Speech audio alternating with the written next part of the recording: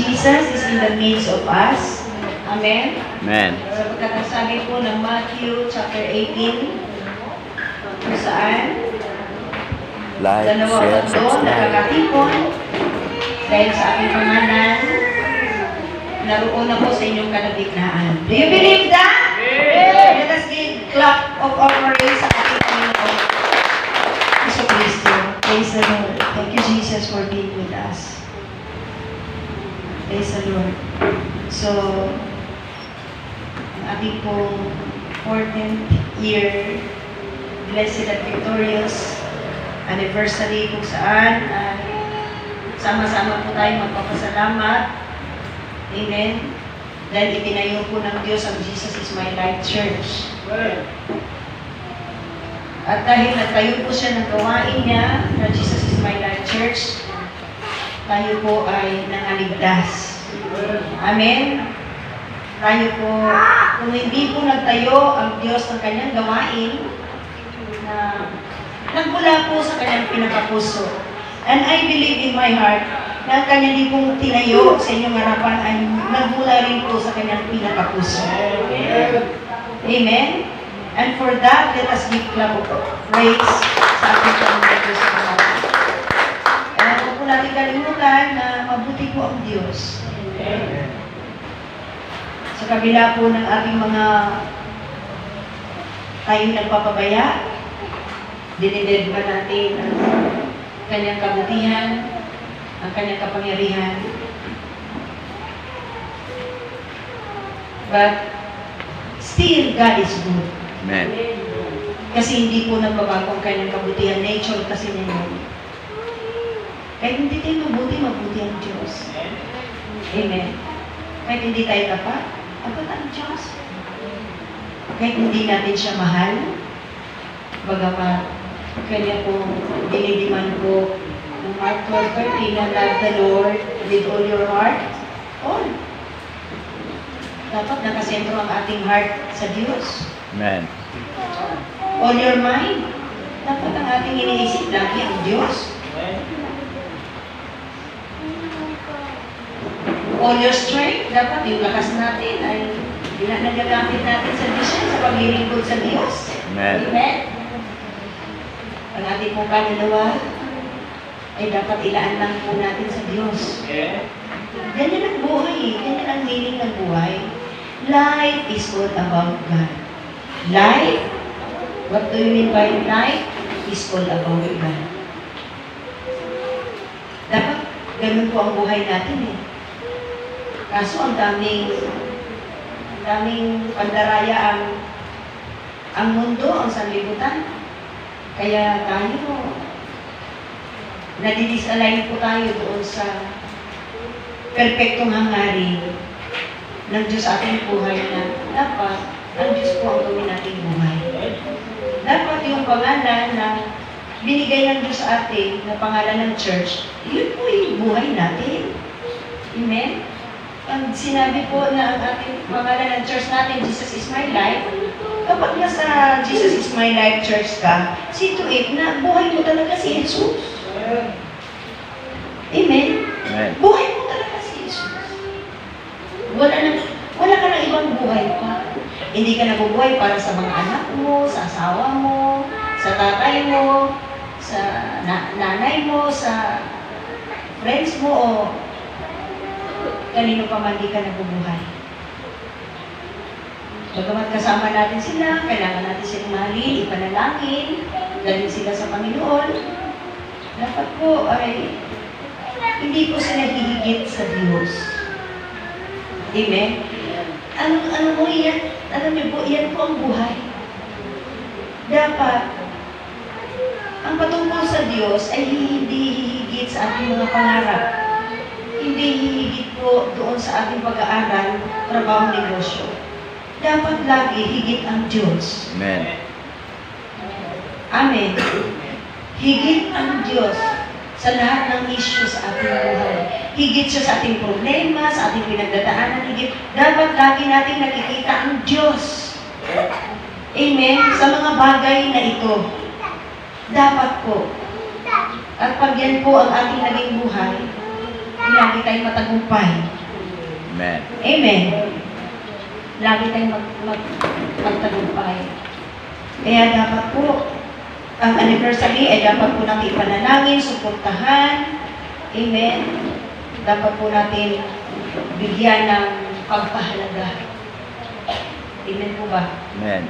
Suportahan. Nakapagbigay na po ba lahat para sa anniversary? Kung ano po yung kakayanan ninyo para sa anniversary, yun po ibigay ninyo.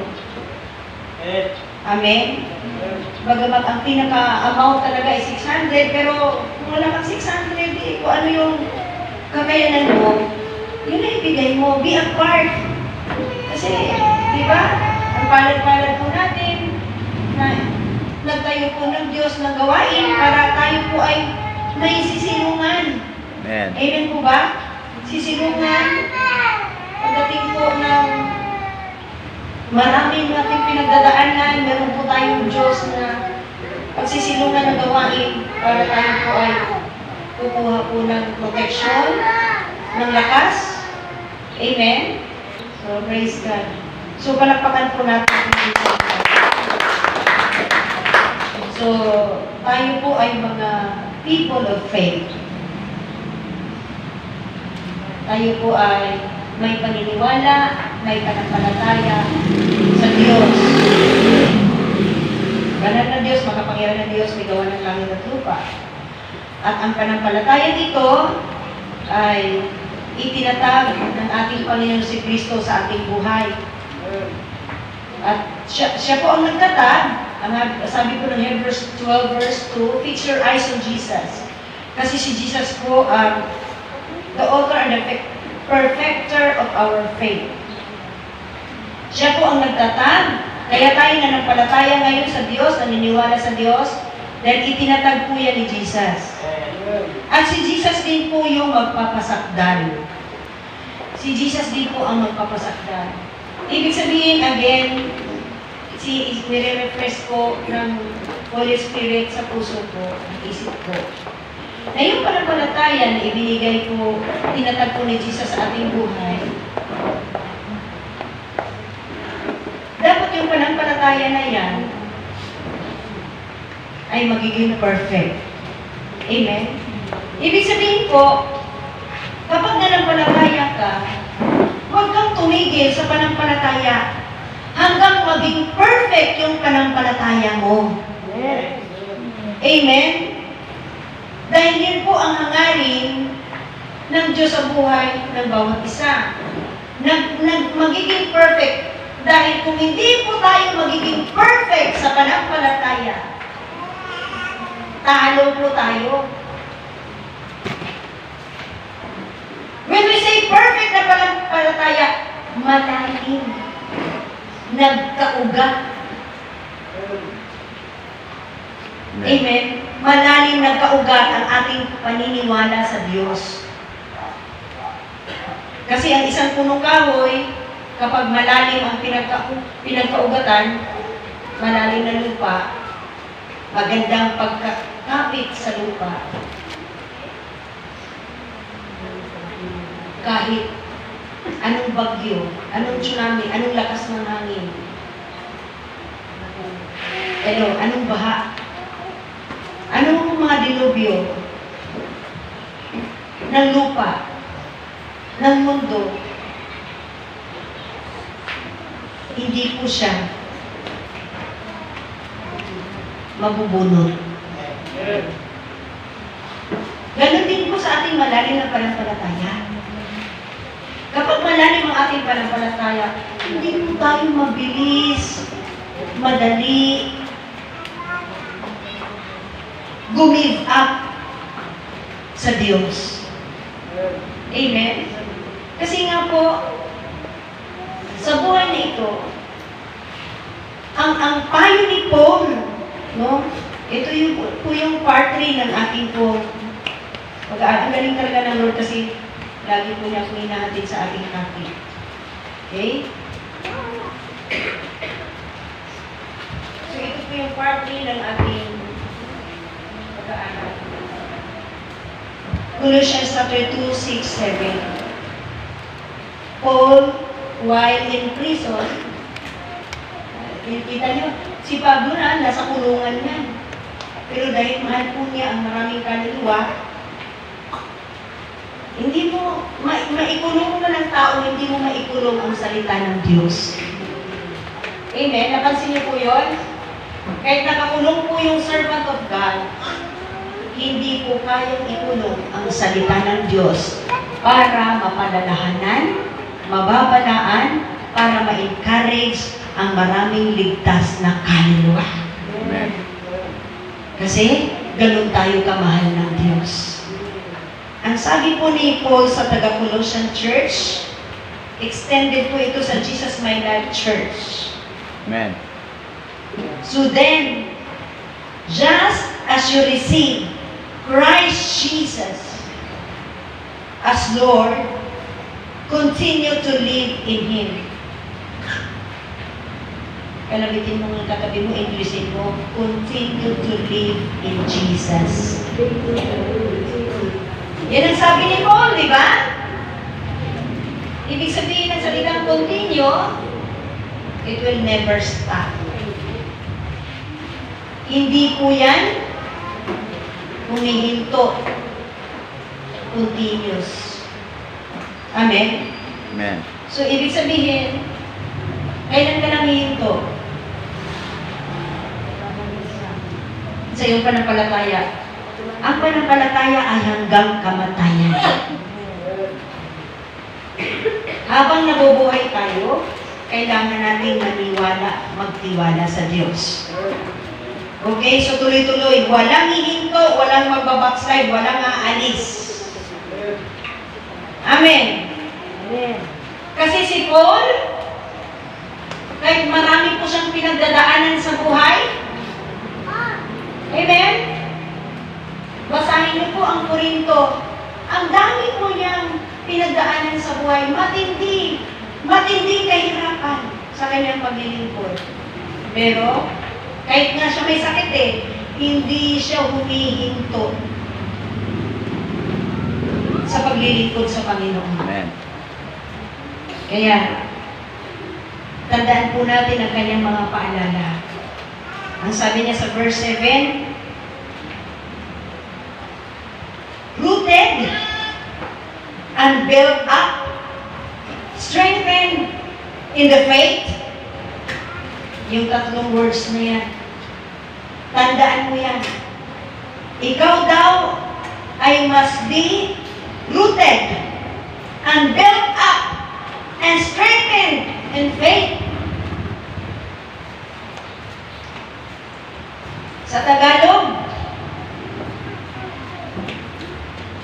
kaya kung paanong tinanggap ninyo si Kristo Jesus na Panginoon, ay lumagad kayong gayon sa Kanya.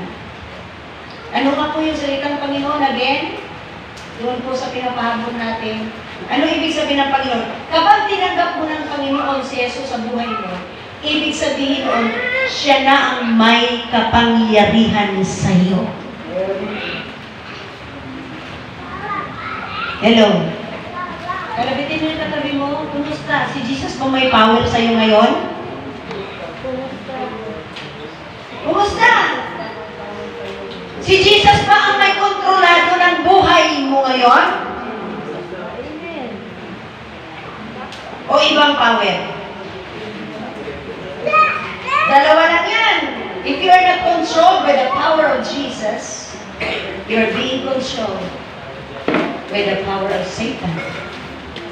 Kung hindi ka kontrolado ngayon ng kapangyarihan ng Panginoon, 100% kontrolado ka na sa kapangyarihan ka ni Satanas. Ang Panginoon mo, si Satanas. Hello. Ibig sabihin ng Panginoon, siya ang may power sa iyo. Siya ang nagmamay-ari sa iyo. Narinig po ba natin yon? At dinggin po natin, araw at gabi, na ikaw ay pagmamay-ari ni Jesus. Hindi ka pagmamay-ari ng asawa mo, ng nanay mo, ng tatay mo, ng mga anak mo, kanino mang tao ng boss mo. Bagamat kailangan mo silang mahalin, ipanalangin, pero tandaan mo, si Jesus ang nagmamay-ari ng buhay mo. Palakpakan tayo. At siya, tatlong bagay po yung ibig sabihin ng kahulugan ng Panginoon. Siya ang may kapangyarihan sa iyo, siya ang nagmamay-ari sa iyo, at siya ang tagapagligtas mo. Siya ang Panginoon mo eh. Siya ang nagmamay-ari sa iyo eh. Amen? Siya ang may kapangyarihan sa iyo. Di siya yung tagapagligtas mo. Amen. Eh ngayon, hindi mo maunawaan. Ang maraming tao, maraming nagkakamali. Ang ginagawa nilang tagapagligtas, yung kapwa nilang tao, doon sila umaasa. Amen? Eh, sumpain nga raw po yung tao na umaasa sa kanyang kapwa-tao. At ang tao daw po ay hininga lang. Hininga lang. Tapos aasa ka sa tao. Kaya sa buhay na ito, wala tayong dapat asahan, kundi ang Diyos Amen. lamang, ang Panginoong Diyos lamang. Huwag kang magkamali na umasa dyan sa trabaho mo, sa natapos mo, sa pera mo, sa kayamanan mo, sa pinag-aaral. Huwag kang umasa dyan, huwag kang mapangalagog mong ipagmamayabang yan. Amen po ba? Dahil hindi yan ang Panginoon mo. Amen. Ang Panginoon mo si Jesus. Dapat ang tinitibok. Pag pinapakinggan yung puso mo, Jesus, Jesus, Jesus, Jesus. Amen. Amen? Ano kayang, pag pinakinggan kayo ni Jesus yung puso natin, ano kayang narinig ni Jesus? Money, money, money, future, future, future, nagwatsa. Amen po ba? Enjoyment, enjoyment, pleasure, pleasure. Iyan ang Panginoon mo. Iyan ang kumukontrol sa'yo. Mali. Lahat ng tinitibok ng puso mo kapag hindi si Jesus, temporaring tibok yan. Pero ang tinitibok sa puso mo si Jesus, permanent na tibok yan. At pag permanent na tibok yan, dadalhin kayong tibok na yan sa langit. Walang patid na tibok. Amen. Nanaw po ba natin, church? That is the meaning of Lord.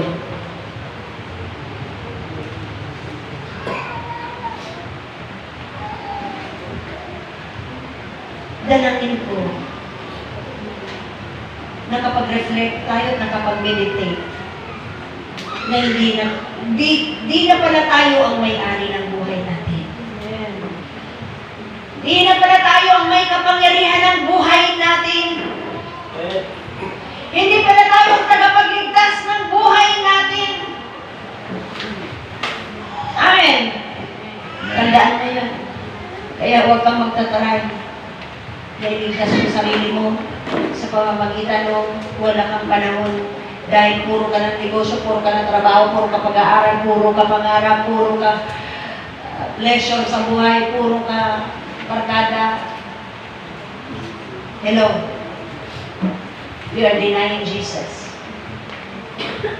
Jesus must be our life. Amen. Amen. Praise God. So, ang sabi po, na, sa verse 7, na nakaugat at nakatayo sa Kanya. At matibay sa panampalataya. Gaya ng itinuro sa inyo na sumasagana sa pagpasalamat.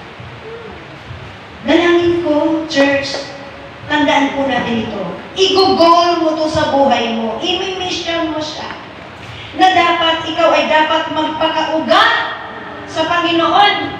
Meaning, magpakalalim ka sa Panginoon. Yan ang sabi ni Paul, magkaugat ka sa Panginoon. Magpakalalim ka sa Panginoon. Na lagi kang nakatayo sa Kanya. Amen? Lagi kang nakatayo sa Panginoon. Ibig sabihin, ang buhay mo ang Panginoon. Amen. Amen? At matibay sa panampalataya. Matibay ka, hindi ka natitinag. Hindi ka nakukuga. Amen po ba? Bakit? Doon po sa pinapahabol natin, ay pala din mo.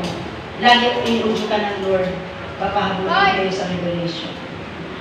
Why we must be rooted in Christ? Because it is the only way.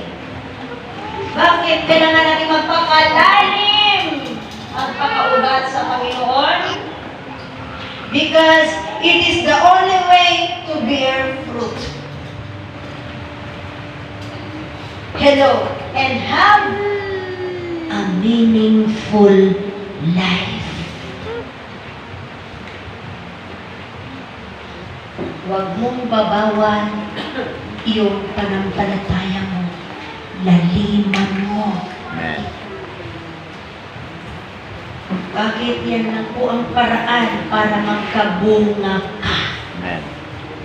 Again, kailangan ang Kristiyano ay magkabunga. Again, natandaan niyo sa Matthew 21, yung pong puno ng igos ay isinumpa ng Panginoon. Then, nung naglalakad siya sa tabi ng daan, naghahanap siya ng bunga dahil nagutom siya. Alam niyo po ba, kinagugutuman ng Diyos ang ating mga bunga? Ano yung mga bunga yun? Bunga ng Espiritu. Yung pag-ibig, yung kapayapaan, yung pong kagalakan, yung pong kahinahunan, pagpipigil sa sarili, kabaitan, kabutihan. Alam niyo po ba na kinauuhawan ng Diyos at kinagugutuman ng Diyos yun? Ngayon, nung nakita po niya ang puno ng igos, lumapit siya. Chinek niya ay puro dahon. Ang kanya nakita sa kanyang paglapit, puro dahon. Ang sabi niya, dahil gutom siya eh, hindi siya nakakita ng bunga eh. Sabi niya, kailanman hindi ka magbubunga.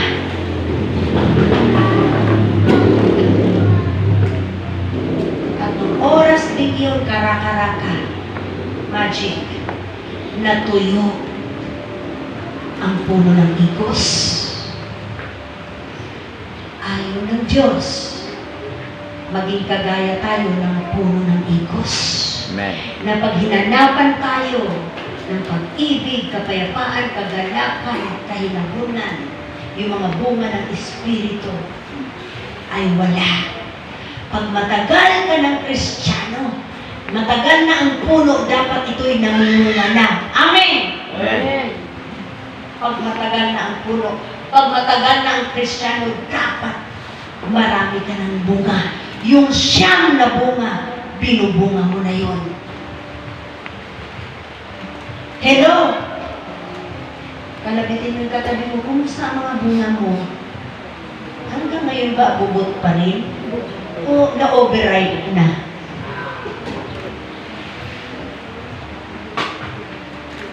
Yung na-override na?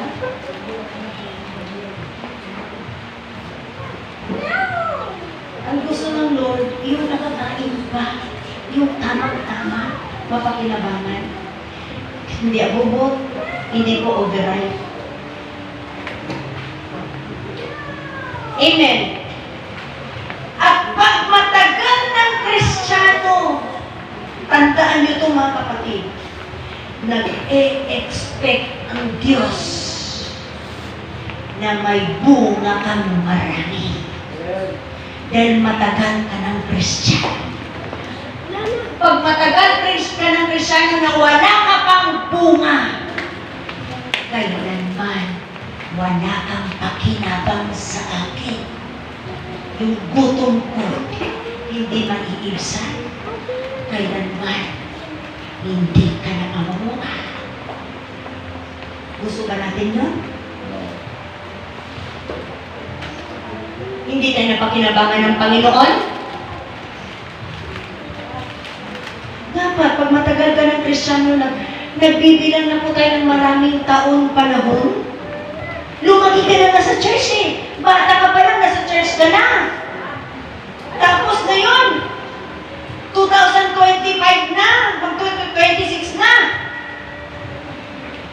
Siyempre, ang expectation ng Diyos, nagbunga ka na ng marami. Pinakinabangan ka na niya, nagugutom siya sa pag-ibig mo. Saan? Hinahanap niya saan ang pag-ibig ng taong ito? Saan ang mga bunga nito? Wala. Gusto mo ba? Magmula ngayon, kailanman, hindi ka na magbunga? Gusto ba natin yon? Sasabihin sa atin ng Diyos?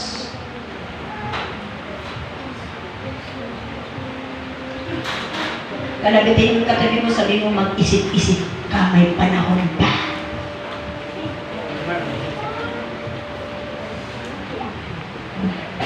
Ang tagal mo ng Kristiyano, wala ka pang nadadalang kaluluwa.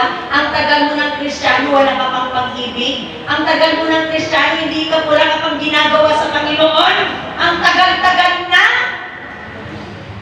Huwag nating hintayin. Ayun no, may kilala ako, tumalikod sa Panginoon, hanggang nanonood sa bisyo at kasalanan sa drugs. Lagi pa, sinusundot pa siya ng love ni Lord. Hindi talaga nakinig. Alam niyo, bata pa siya, namatay na. Ano, dapat, sabi ng Book of Psalms, ng ating edad ay 70. Pero pag wala ka pang 70, sa iba pa pa namatay ka na, that is untimely death. Untimely death. Hindi pa napapanahon. Kaya sikapin po natin, ma-reach po natin yung edad na yun at higit pa. Amen po ba? Amen. Kasi kung hindi,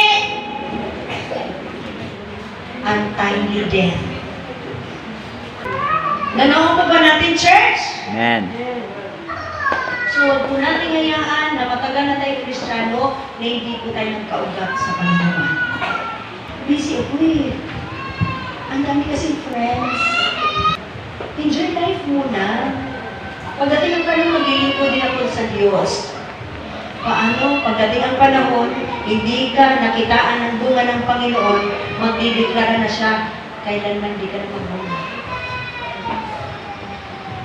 Ikaw nag-arrange ng buhay mo, ikaw nag-scheduling ng paglilingkod mo, ikaw, akala mo ba Lord mo siya? Siya may kapangyarihan ng buhay mo, siya may ari ng buhay mo, siya tagapagligtas mo.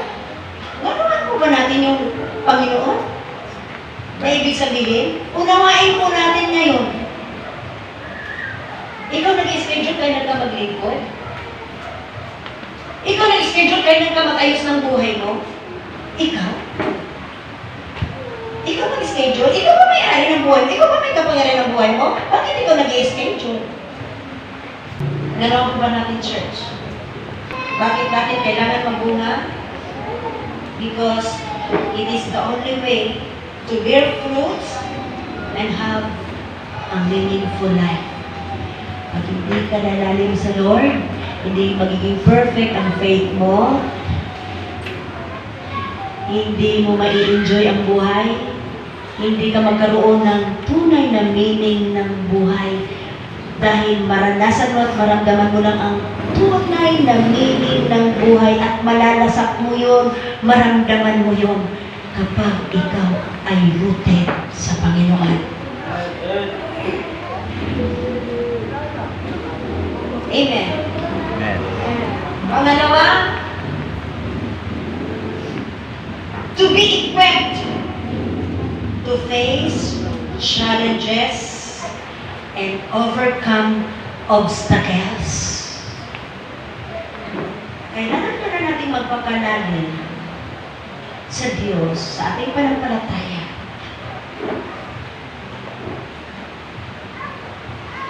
Dahil kailangan mong ma-equip to face challenges and overcome obstacles in life. See? Ang ganda ng motibo ng Diyos kung bakit pinapalalim ka na. Prepared ka sa lahat ng mga challenges ng buhay. Equipped ka sa mga gagawin mo, sa challenges ng buhay mo. Eh kung hindi ka napakalalim sa Lord, kapag talunan ka sa buhay, hindi ka nagtatagumpay, kaninong kasalanan mo. Hindi nagkulang ang Panginoon. Kasi, ang daming kahati ng pagpapalalim sa atin sa Lord, ang daming kahati, ang daming kalaban. Yung mga desire nito, ito yung kalaban ni Lord sa pagpapalago sa Kanya. Pag hindi mo sinupil yan, yung pita ng laman mo,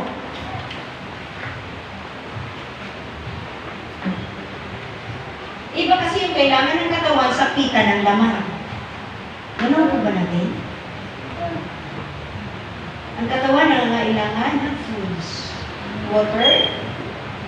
Ganun po ba?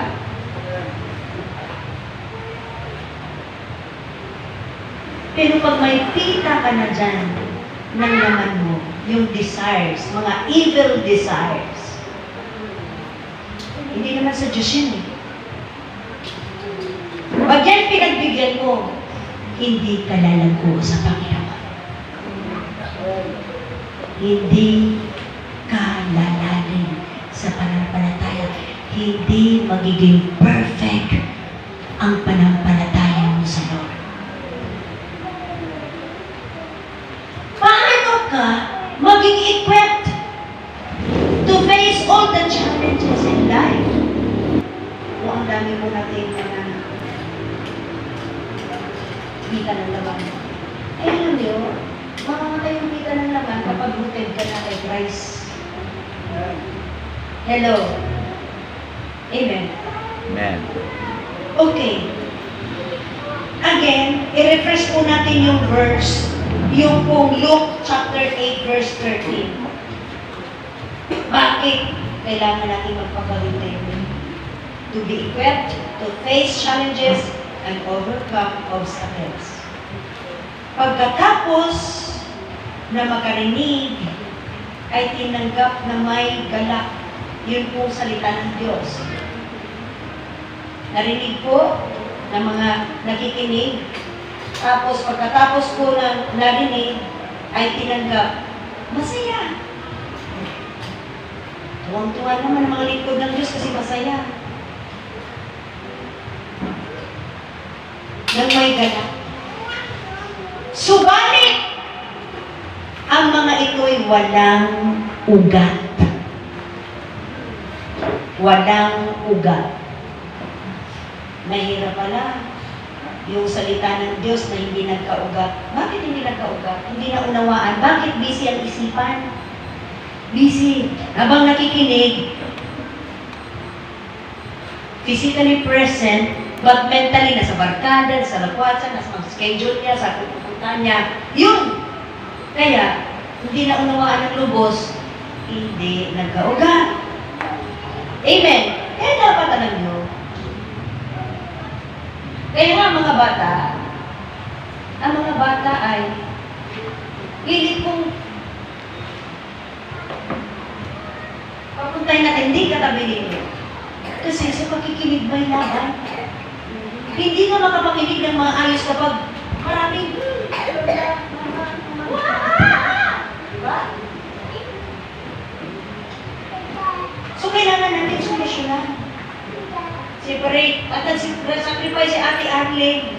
Siyang pastor ng mga bata. Eh, siya pinili ng Diyos. Nagpanabunutan kami. Siya pinili ng Diyos.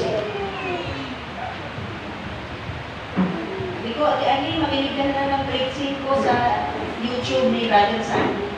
Ayaw po ba'y nakasubscribe lahat sa YouTube ni Brother Sunny sa JLF? Baka subscribe kayo sa ibang mga vlog, tapos sa JLF, di kayo nakasubscribe. Para every time na ma-refresh nyo, nakalimutan mo yung ano yung ni Mami Di, manood ka. Sayang yung load mo, puro live lang sa Facebook, puro ano na lang, di ba? Wala pong masama dyan sa pag-like, ha? Si Tweet na nila-like niyo yung gawain ng Panginoon. Ito.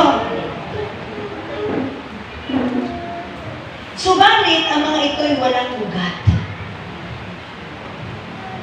Sila'y sumampalataya ng sandaling panahon. Tama ba yun?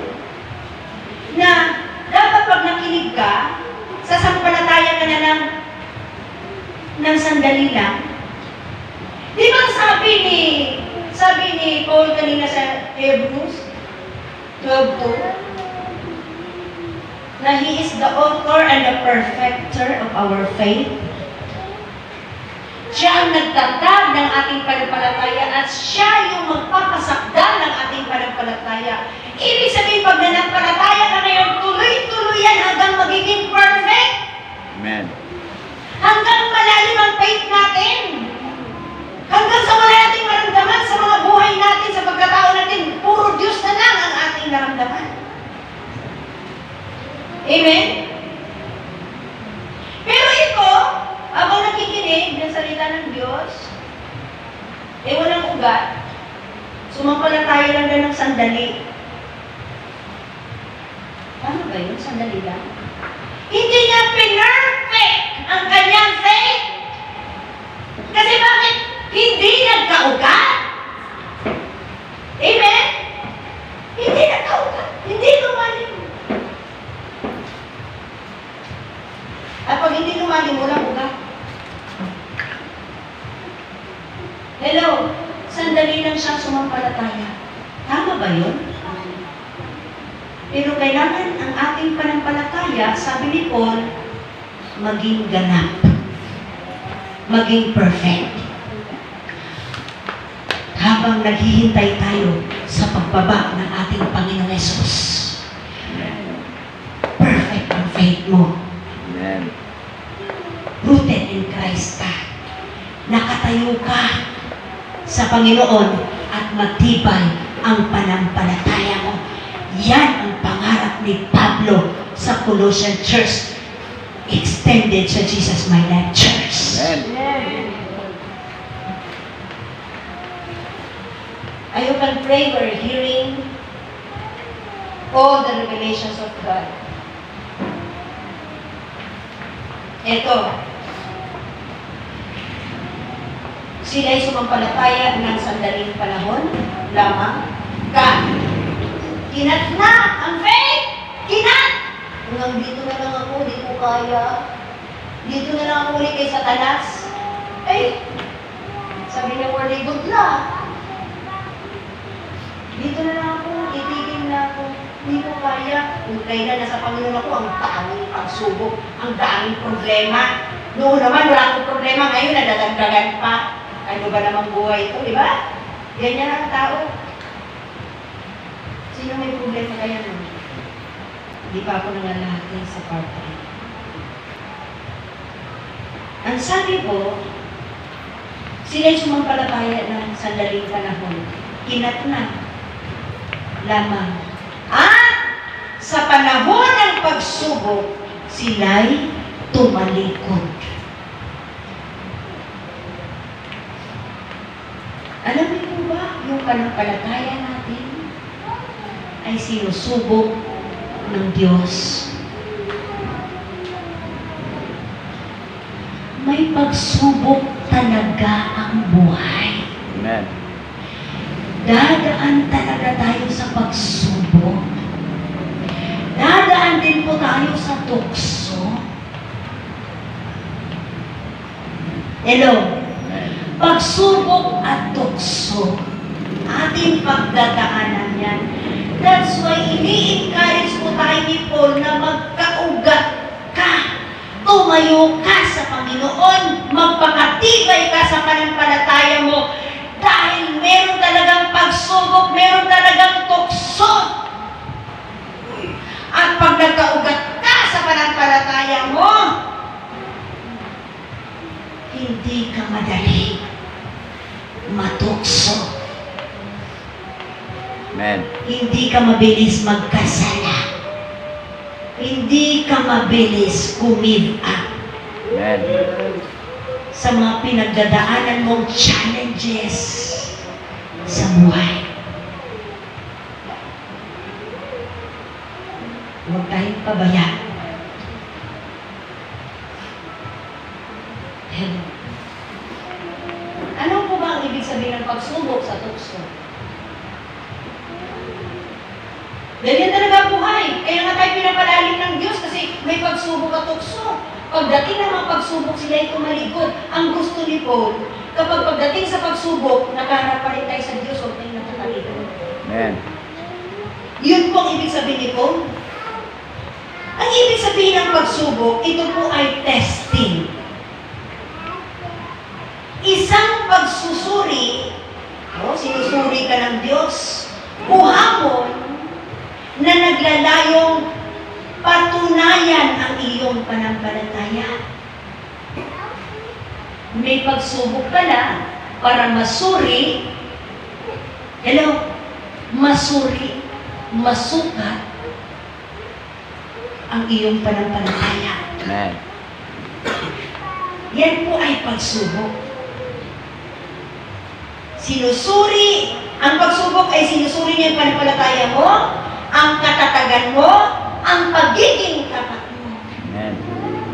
Yan ang ibig sabihin ng pagsubok.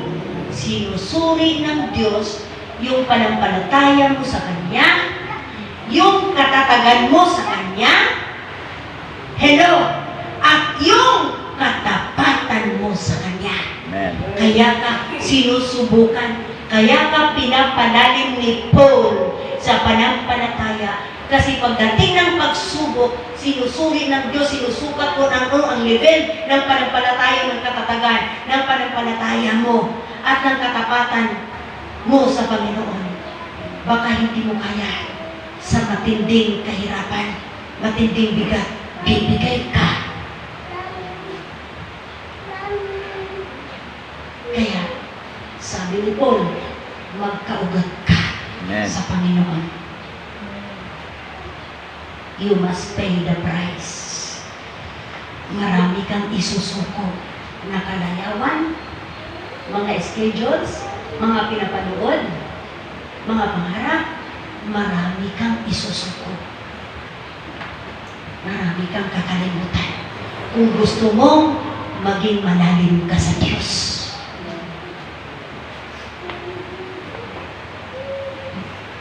Hello. Amen. I hope and pray na yung revelation, we get the revelation. Ang layunin po ng pagsubok ay madalas positibo. Sinusubukan ka kasi tinitingnan na ng Diyos yung katatagan mo. Tinitingnan ng Diyos yung katapatan mo. Tinitingnan ng Diyos yung faith mo. Di ba positibo yun? Tinitesting ka niya. Kung dumating to mga kahirapan ng buhay mo, pagsubok ng buhay mo, nanatili ka pa rin pag nagkatayo mo. Sumasamba, nananalangin, nagtitiis, kahit umiiyak dahil sa kalungkutan. Pero nasusupungan ka pa rin ng Diyos sa Kanya. That's why may pagsubok, tinitingnan ka ng Diyos. Saan ka na sa pananampalataya mo, sa katapatan mo. Nalaman po ba natin, church? Amen. At least na huwag po natin ipahiya ang Diyos. Amen.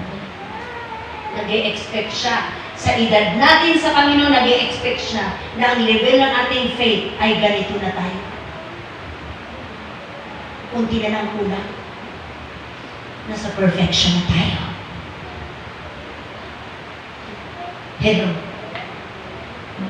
Ano ba natin, church? Ganun kahalaga na we must be rooted in Christ. Sinusubok ka talaga. May pagsubok talaga. Amen. At ang sabi po ng 1 Peter 1:6, hindi ako nagkamali. Dadanas daw talaga tayo ng mga panandaliang pagsubok.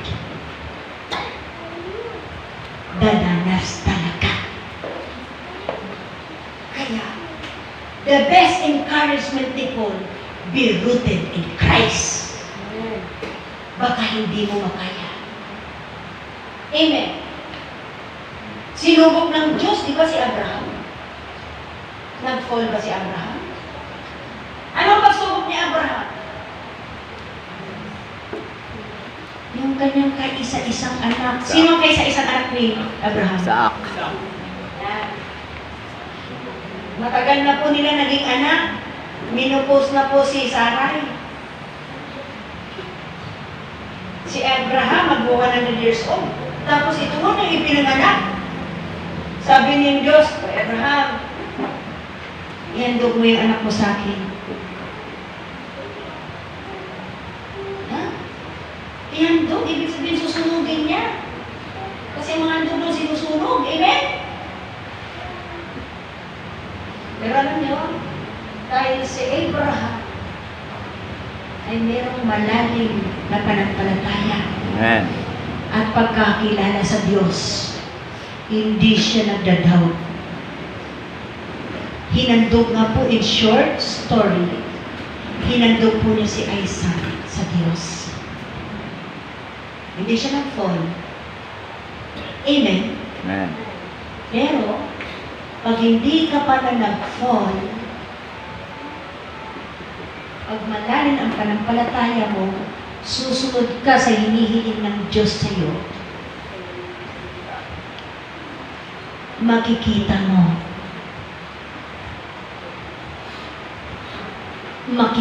ang gagawin maganda ng Diyos. Ang sinusubok niya, yung pagmamahal mo at pagtitiwala sa Diyos.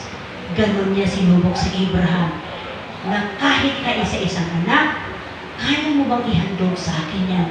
Tinis na niya sa Abraham. Pero nung, di ba? Kanya na pong kikitilin ang buhay ni Isaac. Abraham, huwag mo nang kitilin ang buhay ng anak mo. Napatunayan ko! Yan. Ang gusto ng Lord na mapatunayan ang ating panampalataya.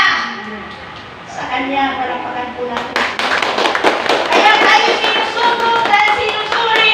Gusto ng Diyos na patunayan natin na siya talagang ating Diyos, siya ang ating mahal. Wala tayong pwedeng ipagkait sa Kanya. Amen. Hello. Ikaw. Yung anak mo, hingi ni Lord siya. Ibibigay mo? Marami ka pa ng anak eh. Okay?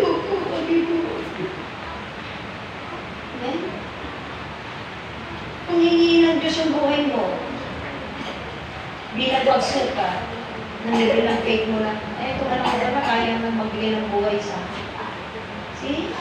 Alam niyo, nung nasukat ng Diyos, ang kanyang panampalataya, ang kanyang pagsunod, ang kanyang pagmamahal, huwag mo nang kitilin. Ayun o. May halo. Yan ang nalay mo. Ibig sabihin, mga kapatid, may pagsubok talaga. Kaya gusto ni Paul, magkaugat ka sa Panginoon, lumalim ka, at gusto na ni Jesus, magkabunga ka. Hello. Fasten your seatbelt. Kamatayan ng ating mga sarili ang hinihingi ng Diyos. Amen.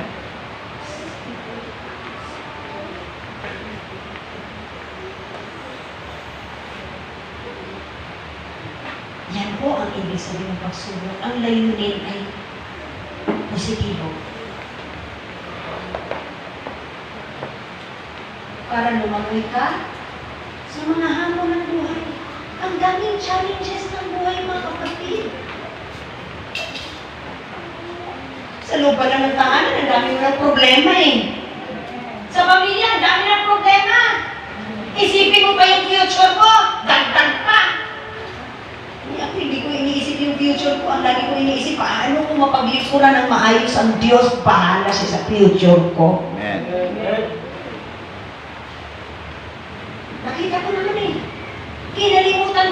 buhay ko sa pamamagitan ng pagsara ko ng business ko.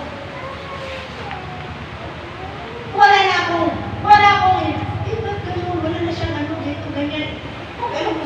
Alam ko sa inyong managa, mapaglingkuran ko maayos ang Diyos. At pagharap ko sa Diyos, sasabihin niya sa akin, well done, my good and faithful servant. Yun ang gusto natin marinig pagharap natin sa Diyos. Pangarapin po natin yan. Amen po ba? So si Abraham ay pumasa sa pagsubok. Napatunayan ng kanyang pagmamahal, ang kanyang buhay, kanyang pananampalataya ay talagang 100% pulido sa Diyos. Yes, sumusubok ang Diyos. Sumusubok. Every year, every time, sinusubukan niya para matesting niya kung saan ang level ng pananampalataya at pagmamahal, paglilingkod sa Kanya. Walang eksente dyan, pati ako kasama. Kung umiyak ako noon ng marami, mas tumatami pa ang pag-iyak ng pag-iyak. Nag-explican ko, umiyak na ako. Marami pa yan, anak. Kasi hindi tumitigil ang pagsubok hanggang hindi magiging perfect ang faith mo. At perfect na yan, still susubukan ka pa rin. Amen. Para hindi ka mawalay sa faith. Amen. Nararamdaman natin, mga kapatid. Ang atupagin mo sa buhay mo, yung paglalim mo sa Panginoon.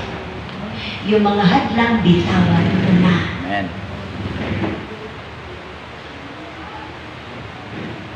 Amen. Huwag mong hayaan yung tatay mo, yung nanay mo, yung friends mo, yung pangarap mo, trabaho, negosyo, hadlang siya. Ako hindi ko hinanda. Hindi ko hinayaan yung mga anak. You see, di ba? Nagtrabaho ako sa lugawan. Makapag-huwag lang ako mawala ng Sunday. Kasi lang alam ko noon na trabaho. You see, hindi ko inisip kung sinasabi ng tao, ano ba yan? Nagtapos sa pag-aral kasi sa lugawan? Eh wala na akong pakiramdam na gano'n. Patay na ako sa ganito, mga damdamin, yung mga pride, yung mga kayabangan. Wala ako dyan, hindi naman sa Diyos yan eh. Hindi naman sa Diyos yung mga pride, yung mga kayabangan. Hindi sa Diyos yan. Dapat mamatay tayo dyan kasi pag hindi tayo namatay dyan, makipag-kumpit tayo sa sanlibutan ito, hindi ka lalago. Amen. Alam niyo po ba na pag lumapit tayo sa Panginoon, dahil sa may kapangyarihan ng buhay natin, alam niyo po ba, pag lumapit tayo sa Panginoon, iiwan natin sa labas ang ating mga kayamanan, pinag-aralan, ano mga kaya natin sa buhay, dahil hindi kailangan ng Diyos yan. Ang kailangan ng Diyos ang lumalapit sa Kanya with a humble heart. Kakalimutan mo, kapag lalapit ka sa Panginoon, kakalimutan mo na may pinag-aralan ka sa ibabaw ng mundo ito. Kakalimutan mo na marami kang pera. Kakalimutan mo na sikat ka. Kakalimutan mo anong meron ka. Kakalimutan, iiwan lang sa labas. Wala ka niyan lahat. Dahil sa totoonan, wala naman tayo lahat niyan, kundi lang pinagkalooban natin. Tapos kung mayabang natin, isa pang tao na sinubukan ng Diyos. Next time na lang, pagtayo ko mga kapatid. Are we learning? Amen. Are we getting the revelations of God? Amen.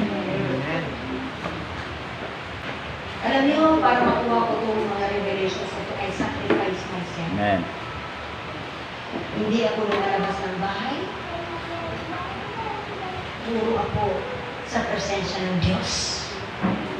Pero, nakikinabang din ako. Kasi padagdagan of the dam ang level ng aking pananampalataya. Amen.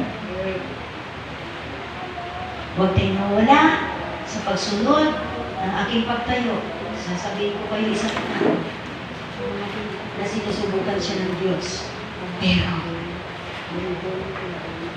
Hindi siya nag-fall. Ang daming at kirot ng kanyang buhay. Let's all stand in the Lord.